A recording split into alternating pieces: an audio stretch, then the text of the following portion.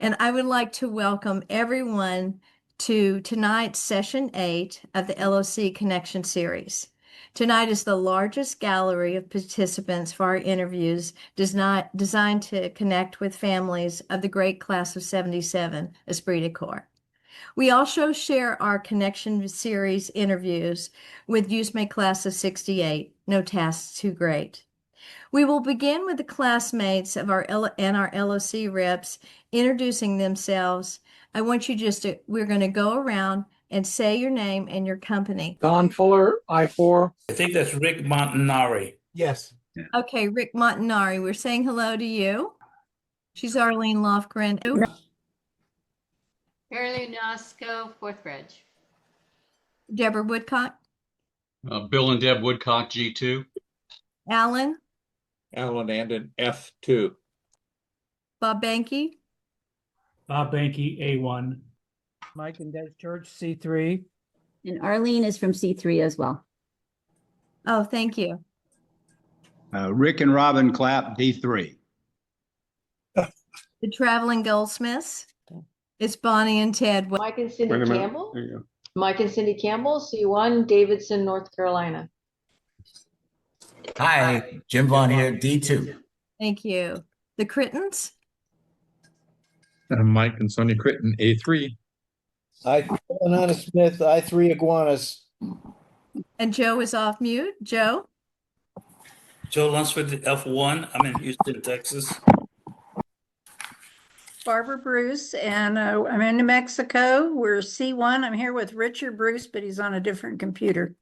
Thank you. Cynthia? Cynthia Curtis, A2. Richard? Rich Anderson, F4. The Horsemans? Walt Horseman, B4. Jean? Jean Hoagland, A1. Jack? Raleigh, North Carolina, F3G1. Michael Keith? Mike and Carolyn Keith, A1, Dade City, Florida. A2. Thank you. Ellen? John and Ellen Barshade, D2. Good. Lynn? Lynn and Bob Richardson, LOC Second Reg, and C2. Good to see you guys. Sorry, a little technical difficulty here. Mike Bradbury, D3. All right, Tony? Tony and Tom Watson, G1, Gettysburg. Lynn? Lynn Lasher, D3. Diane? I think, is that what? It's Diane Wheeler. I don't know why my picture isn't there. Technical difficulties. But I'm in Tampa, A4. Okay. And Heidi? Hi, I'm Heidi Taflin, John Taflin's wife, I2.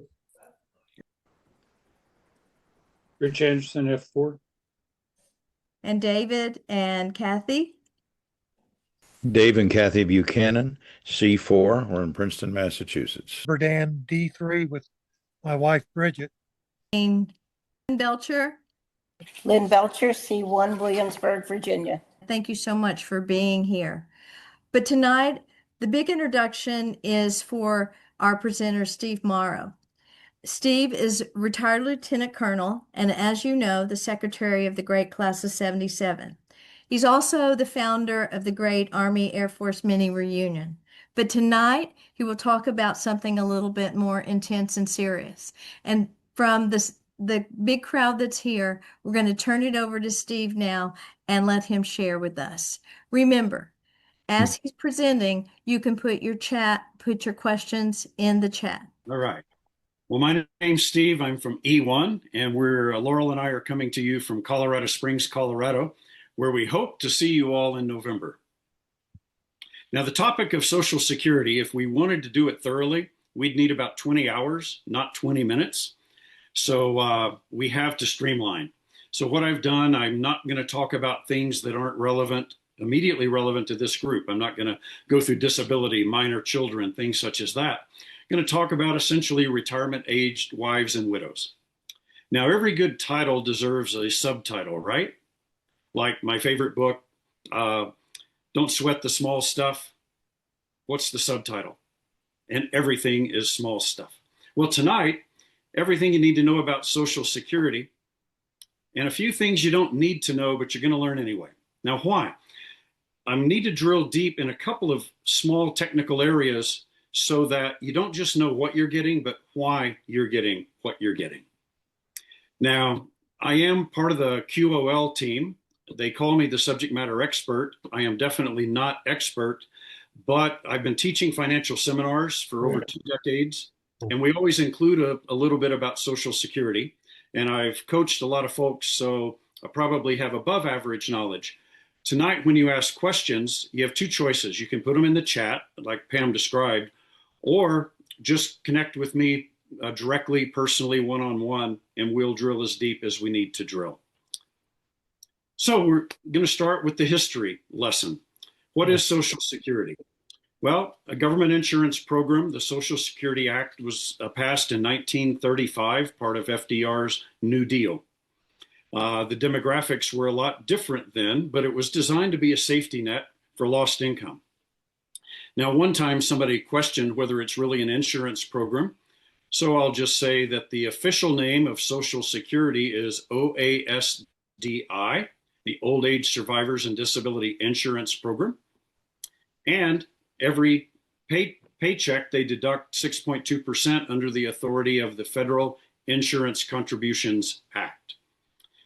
Here's just a couple of gee whiz numbers, how big this program has grown over the years and how many beneficiaries we have today. And that pays out well over $1 trillion. The deficiency in the system, as we've now learned, is it's a pay-as-you-go system, meaning current workers are taxed, and that goes into an annual budget that pays out to current beneficiaries. Well, for over 80 years, we had surpluses on the income side, went into a trust fund.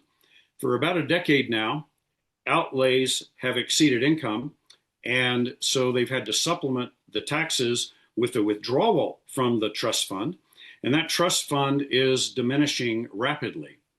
Here are just a couple of other gee whiz statistics. The first year that the program actually taxed and paid was 1937. The tax rate was 1% of the first $3,000 of income. So the maximum deduction for Social Security was $30. These days, it's 6.2% of the first $176,000 of income, which is about 11 grand.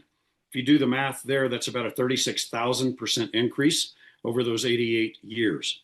But the real problem is, despite the fact that there's so much money coming in, the program is still diminishing in the trust fund. Why?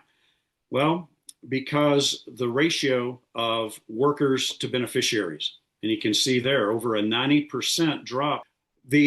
And then we've got so many more beneficiaries, right? We got the people drawing at 62 with life expectancy close to 80. We've got diminishing birth rates. We've got the baby boomers aging into Social Security. All these demographics are working against the program. So that's just background. Here's a chart that you're probably already familiar with. If not, here you go. Full retirement age is a key concept in Social Security. And I'm going to use this term FRA probably 20 more times in the next 15 minutes. So be sure you're aware of your full retirement age. For those, the majority of the class of 77, born in 1955, it's just over age 66. And again, I'm going to use this term FRA many times coming forward. How is your benefit calculated? Well, it's a 2-part calculation. This is the double top secret part of Social Security. They take your earnings history every year. They adjust for inflation, bringing all those old dollars into today's equivalent. Select your highest 35 years and get a monthly average. Then they throw that number into this 3-part formula. I want to point out this 90% multiplier on the low end of incomes, because that's designed to help lower income people have a greater percentage of income replacement. It's also going to be relevant when I talk about the changes to Social Security that have occurred very recently by repealing the windfall elimination provision. Has everything to do with restoring that 90% multiplier for millions of Americans who had lost it. Now, on this 3-part formula, it gets this is a little wonky, right? So let me put some numbers on it. I'm going to do 2 quick examples. We're going to say a guy named Jack had a very low average lifetime income, $2,000 a month. So if we put 2,000 into the formula, out comes 1,351, which means that Social Security is going to replace over 2/3 of his income. Now let's take a high income person. Say Jill's income is 5x Jack's. Well, throw 10,000 into that formula, comes out 3,467 per month, which only replaces a little over 1/3 of her income. So she's put in 5 times as much into the system and getting about 2.5 times as much out. Now, this probably doesn't come as a big surprise that the system works this way, but I think the numbers probably are surprising to a lot of folks. One of the key decisions about Social Security, and this is a decision that you've probably already all made, when to start Social Security. As you know, the earliest is age 62, but that comes with a big permanent reduction, roughly 6% per year for every year you start Social Security under your full retirement age. And the latest one can start Social Security is age 70. And that the benefit of doing that is you get exactly an 8% per year guaranteed increase. So if someone was born in 1954, full retirement age of 66, but delayed till 70, they'd be getting 132% of their FRA benefit for forever. So the question comes down to, when should you draw? Should you draw it at 62, 70, or anywhere in between? Well, the biggest driver of that is longevity. Now, there are many factors that could go into deciding about 62, deciding about 70. We could argue it, actually.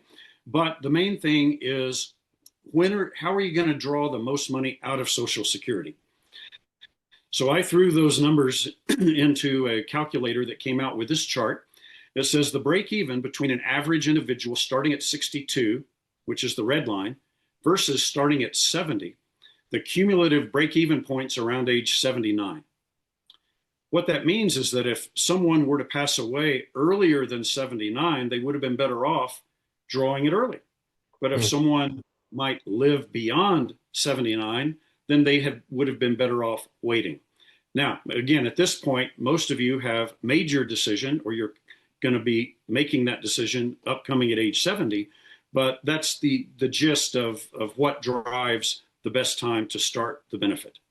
Now we're going to get into some nitty-gritty here, the important parts, and that would be both spousal and survivor benefits. When I teach my seminars, I always have to use the correct language and talk about a spouse or a surviving spouse or things. But tonight, due to our demographics and our friendly group, I can actually say husbands and wives. And I can presume that for the majority, the husband has a higher earnings history than the wife. Now, I know that's not always the case, but in this demographic, it's largely the case. So I want to talk about the scenario primarily. What if the wife has a lower income history than the husband? How does that work, and how can we maximize the benefits? Well, a wife can choose, when she is 62 or older, to draw her own Social Security benefit. And if there's a robust earnings history there, that's probably the best scenario.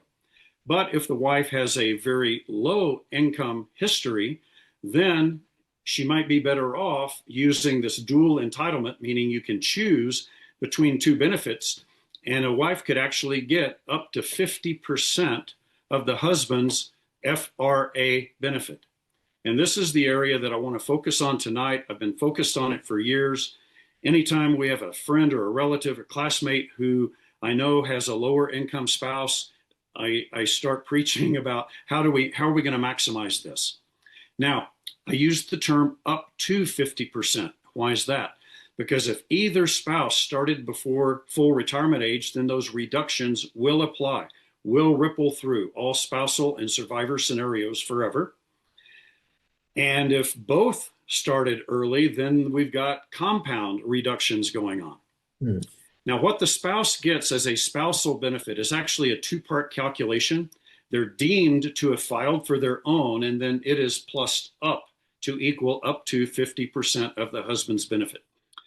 There are two requirements for this, however. The husband must have started his Social Security benefit, and the wife must be 62 or older. Now, again, if she starts at 62, there's a reduction, but at full retirement age or later, no reduction. So the way to maximize income in this scenario is for the husband to delay till age 70, getting, again, 32% more permanently. And then for the wife, by delaying to her full retirement age, gets the maximum 50% of his full retirement age benefit. Now let's go to the very important topic of survivor benefits, in this case, widows. Widows also have a dual entitlement. They can get their own Social Security benefit or up to 100% of the deceased husband's benefit. Now, you notice in this sentence, I did not insert the adjective FRA, meaning that the widow's survivor benefit can be greater than the husband's FRA benefit. Specifically, if he delayed till, say, age 70 and had a 30% increase, that translates to a greater survivor benefit for the widow. But I remind you, if either started early, there could be reductions that apply. Now, different word here. I say may apply rather than will apply. Why is that? Because there are exceptions when we're dealing with widows' benefits. So what I'd like to do is to cover a real scenario. This is a real friend of ours down in Texas. Her name is Michelle. She was a widow. She was a low-income employee in a job she didn't like, came to us for a little coaching. What do I do? And I found her best scenario was the following. She started her reduced benefit, her own benefit, at 62. But then when she hit full retirement age, she switched over to now get 100% of what her deceased husband, Charlie, would be getting if he were still alive. And there was no reduction, even though she started early, again, as an exception. And the good news is his benefit included the 32% increase because he had delayed in many COLAs since he had passed away.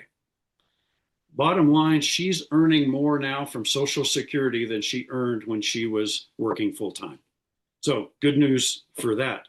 Now, she had actually an alternative. She could have started a survivor benefit as early as age 60 for a widow's survivor benefit, but that is with a reduction.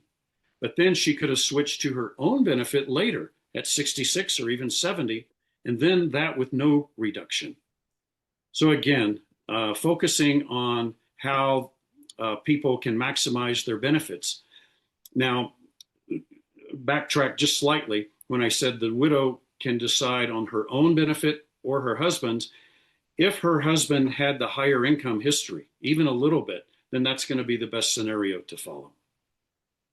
Now, since we're talking about real people and real scenarios, let me do one more for you. Because again, I'm focused on a spouse with lower income. And now I want to caveat this. I'm going to tell the Steve and Laurel story here, but the figures and the ages are not actual. They are, but the scenario is actual. So knowing what I knew about Social Security, there was no way we were going to touch it early. So we did not start at 62. Now let's fast forward to full retirement age of 66. My benefit was calculated to be $3,000 per month. Laurel's own benefit calculated to be $1,000 per month. Well, we know she has a dual entitlement, right? So isn't it better for her to go for the $1,500, right? 50% of mine.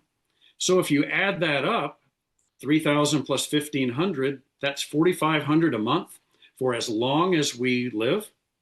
And if I pass away, because she didn't start before full retirement age, she would get 100% of my benefit. We did not do that. I waited till 70. Now let's compare those numbers. Well, first of all, because I didn't start at 66, she could not draw a spousal benefit, right?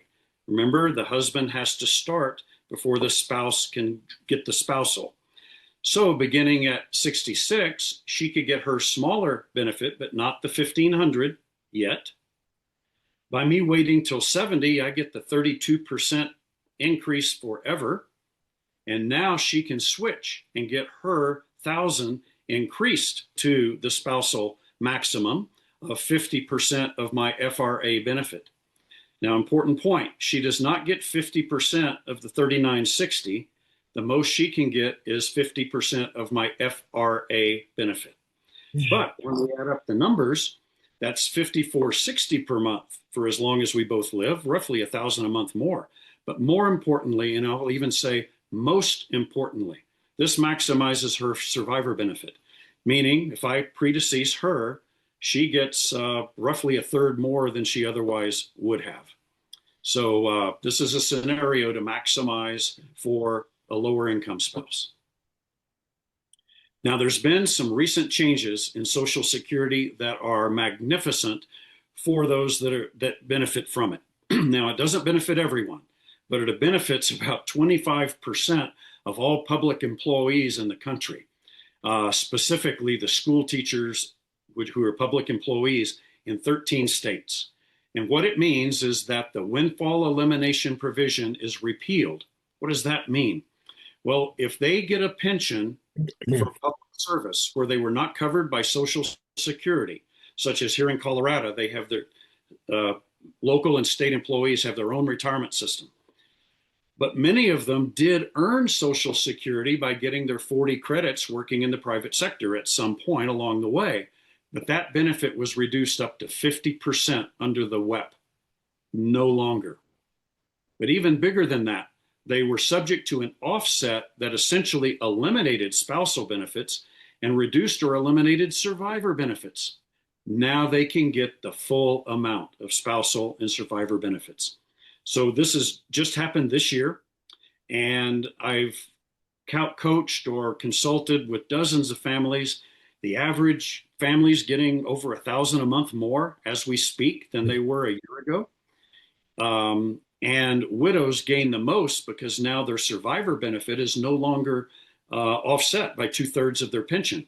And so the biggest one I've seen is a widow gained $40,000 per year. Well, this is good for them, certainly, but it's not so good for the Social Security system's finances, because now there's tens of billions more going out every year than before. So what is the future of Social Security? I don't know. I don't have a crystal ball, and I certainly can't predict what our politicians are going to do, but we do know something has to change. Outflow exceeds income. The trust fund, by the Social Security actuaries have said the trust fund will be depleted in 2035. And at that point, the tax coming in on an annual basis from workers can only cover about 75% of benefits that are owed. So how they're going to handle that, I don't know. One thing I do believe strongly is they will not reduce benefits for those of us already dependent on them. But what does that mean? Passing the buck to our kids and grandkids, right? But what are their options? They could raise the retirement age again. As you know, it's already been raised from 65 to 67. They could raise it again. They could continue raising that wage base or raise the tax rates, which they've done again and again historically.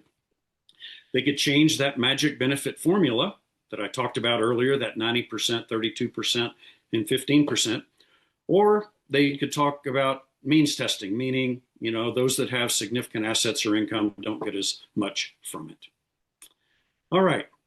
So my question now is, how can I help you? Feel free to submit questions through the chat that George and Nancy will read. And if I don't know the answer to your question, I bet I can find out the answer to your question and get back to you. Or if you prefer, I'd love to have one-on-one conversations. So you can email me. There's the email. Most of you have already been emailing with me in the last few days. Or we can set up a phone call. We can set up a Zoom call, whatever you need. But be aware, I might have to ask questions about age, health, income, those sorts of things to do, a good job of answering your questions. Most importantly, at some point in the future, when a wife becomes a widow, there may be a need then for a little bit of counseling and coaching. Be happy to help to the extent possible. All right, well, that concludes my 20 minutes of prepared remarks. Pam, I'll send it back to you, and we'll start with the Q&A. Okay, and I'm turning it over to George and Nancy. They have, I think, questions ready for you in the chat. Okay.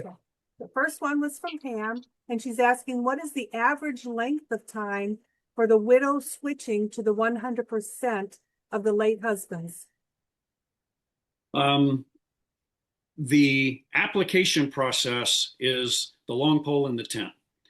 Those of you that have dealt with Social Security, other than just filling out an application online, you know the hold times are dreadful. And then, as Laurel and I recently, in fact, she recently changed from her own benefit to a spousal benefit, we had to call, wait on hold, then set up a call back 2 months later. Then the wrong person called us. It was from the wrong servicing area, so we had to get with another person who then processed her application, which will become effective this August. So it can take a while. The good news is everything is retroactive. So you'll be made whole, but from my experience, it could be months before those benefits increase. Now, an exception to that is in the Social Security death hotline is an exception to the standard wait times. So typically you can get through there more easily. And then there are certain things that Social Security does that are more efficient than other things.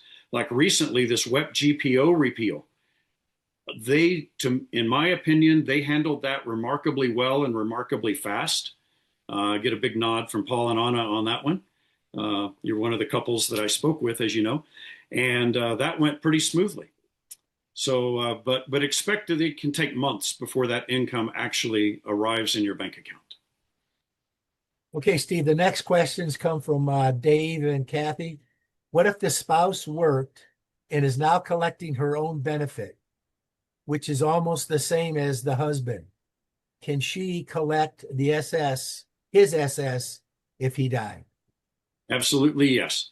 Again, wouldn't benefit from the spousal benefit, obviously, but upon his passing, even if his is $10 a month or $100 a month more, she can and should switch over to the higher of the two benefits. Roger that.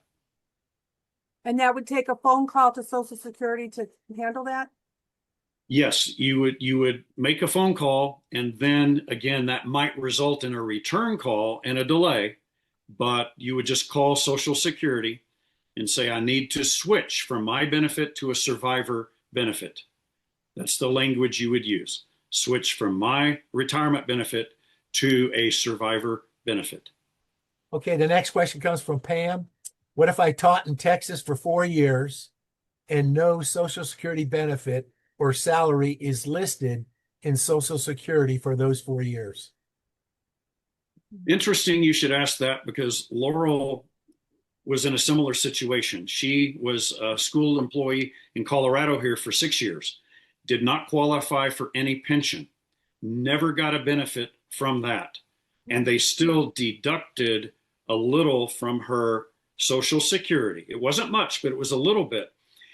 And we were blissfully unaware until the WEP was repealed and her benefit went up by a little bit. So, Pam, the answer is, yeah, there will probably be, well, excuse me, now that the WEP is repealed, there will not be any reduction. So the zeros, the way it hurts you is there's zeros in the Social Security earnings column of your earnings history. And so those zeros get averaged in if you don't have 35 other real numbers, but you're not penalized in any way. It's just your earnings then aren't counted in your earnings history. The next question is from Jim and Eleanor. Do we have to tell Social Security Administration what we want to do, or do they walk us through the calculations for our specific options? It's my understanding that they are not allowed to help you. They will lay out your options, but they are not allowed to recommend a course of action. And this is a change from maybe a decade ago, when Social Security would assist you in finding the best option. I believe they probably got some scrutiny and maybe got some criticism, so they cut that out. I do believe that the people we've spoken to at Social Security lately would have guided us if we were blissfully unaware. You know, my conversations, I kind of drove the process, so we knew exactly what we wanted to do. So they will answer your questions, they will lay out your options, but they're not really supposed to advise. Okay, the next question comes from Lynn Belcher. I start drawing my full retirement next month. What do I need to do to draw the 50% of Gerald's Social Security? So when you apply, so you can apply for your own benefit online, but to apply for a spousal benefit, you have to have an appointment with them, which is now more often than not a phone appointment. So when Laurel and I did that very recently, again, we made a call, we set up an appointment, they called us back at a given date and time, and they said we needed to have a copy of our marriage certificate. So I couldn't find it, so I had to send off to San Mateo County, California for one, paid a lot of money to get it, and then it turns out we really didn't need it. But they will need the date and place of marriage and some other details before they'll process a spousal benefit. So yeah, you do have to do it with an appointment with Social Security, either in person or by phone. Okay. The next one's from Pam. Would the widow continue drawing her own Social Security until the switch occurs? The answer is yes. Short answer, yes. Yours would be, in fact, if you never went in to change, you would just draw yours forever. And that's a scenario that I've encountered, gosh, dozens of times in my years of teaching seminars, widows that simply didn't know that they could switch over to a higher benefit, or living spouses who didn't know they could switch over to a higher spousal benefit. No one really prompts you to do it. You have to know to do it. Then a quick question in relation to that is, would it be retroactive from the date of his death? Up to 6 months, yes. Okay. If more than 6 months had gone by, it can only be retroactive for 6 months. Okay, the next one is from Bill Asher. How does one find their FRA monthly benefit after the fact? I don't know that I've actually searched for mine and could not find it. I knew what it should have been. Being really born in 1955, I knew that the increase was going to be 30.67%. You know, I can do the math. And so I backed off from my projected age 70 benefit by 30.67. So I knew exactly what my FRA benefit should have been. When I had a good, knowledgeable, helpful Social Security person on the line, I asked them that question. They told me, and I was just a couple of dollars off. So the answer to your question is I don't think you're going to find it online. You could calculate it yourself or email me and I'll help you calculate it. And then when you talk to Social Security, they can affirm that number. Okay, next question is from Joe Lunsford. If you started taking your Social Security at 62, but desire to switch to 65, could this be done? And if so, how could you do it? You used to be able to do that. It was called a restart or a do-over. You can now do it, but here's one I don't know, Joe. I don't know if you can do it at 70 and have it recalculated to a different point in time. If you were to get a do-over right now at 70, it involves repaying everything that you had been receiving for the last 8 years, and then they start you anew at a higher level. There are some restrictions on that, and that's probably where my expertise ends. So if you'd like to connect with me privately online, we'll blow into it together and see if there's something that can benefit you in doing that. Steve, the next one comes from Heidi Taflin, and she wanted clarification. Are you saying that I, who started drawing Social Security at age 62, can apply to collect a greater amount based on my husband's maxed out amount of Social Security, even if he is still alive? Well, the answer in your individual case, Heidi, would be no, because certainly based on your Navy career, your age 62 benefit is greater than 50% of John's benefit. So yeah, I mean, you would be entitled to a spousal benefit, but it wouldn't benefit you because that amount wouldn't be greater than your own benefit. Now, if John were to predecease you, then you've got the choice of continuing with your benefit, which again was reduced by 25 to 30% by starting early, or you would get a benefit based on John's lifetime earnings, but the reduction that you're currently receiving would carry forward and apply to that survivor benefit. So whatever reduction is in the calculus right now for you, that reduction is going to apply to either a spousal benefit or a survivor benefit. So you just have to compare drawing off John's minus the reduction that you have versus keeping your own. Thank you, Steve. That makes sense. Yeah, I know that was a little bit of a roundabout answer. So if you guys want to email me, we can get into the weeds as much as you like. Okay, next question's from John Burdan, sorry. My wife was impacted by WEP. If I pass away before her, I understand she can collect up to 100% of my Social Security. Is that correct? That is the wonderful new good news. Her survivor benefit will no longer be offset by 2/3 of her pension. She will get 100% of what you would be getting if you were still living. And that's one of those crazy, amazing, good news stories. You bet. Okay, the next one is from Jesse and Baby. For a 66 years and 10-month spouse eligible for husband's 50% benefit, how early should she start the communication with the Social Security Administration? 2 to 4 months prior. You want to do it at least 2 months prior so it can start on time. But 4 months is the maximum, I believe, lead time they will accept. So right now, if she's within 4 months of 6610, sorry, phone ringing in the background. If she's within 4 months, you can start that process right now, which again would involve calling Social Security to set up an appointment for a call back. But again, it would become effective when she's 66 and 10. And even if for any reason the effective date was later than that, there would be up to 6 months retroactive pay. So no worries getting it done.